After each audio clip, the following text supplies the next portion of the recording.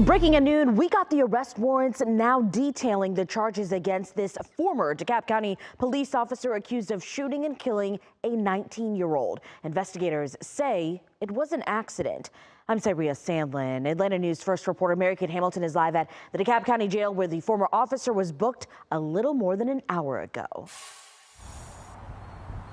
Yeah, that's right, but he may not be behind bars for long. A judge granted Derrick Harris Jr. a $10,000 bond. That's $5,000 for reckless conduct and $5,000 for involuntary manslaughter. And in those arrest warrants you mentioned, Syria, investigators say that former Officer Harris accidentally shot and killed 19-year-old Seth Jaden Eccles. One hand on his gun, the other reaching for handcuffs. That's how an arrest warrant says former DeKalb County officer Derrick Harris Jr. was positioned when a shot was fired.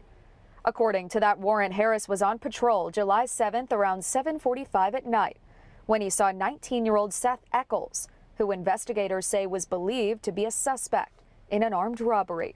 The warrant says Harris ordered Eccles to the ground, and Eccles complied, lying on his stomach with his hands behind his back. Investigators write that as Harris tried to put cuffs on Eccles, his firearm, quote, accidentally went off, striking Eccles. DeKalb County police say Eccles died while being transported to the hospital. Meanwhile, in a statement, DeKalb County CEO Lorraine Cochran Johnson said, quote, today's criminal charges and the termination of our officer reflect our commitment to accountability. No one is above the law, and accountability is essential to maintaining public trust, end quote.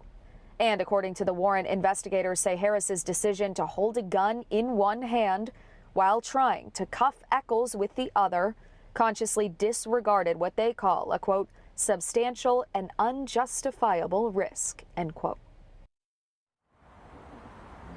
The GBI will now hand this case over to the DeKalb County District Attorney's Office for prosecution. We will, of course, continue to follow this case. For now, live at the DeKalb County Jail, I'm Mary Kate Hamilton, Atlanta News First.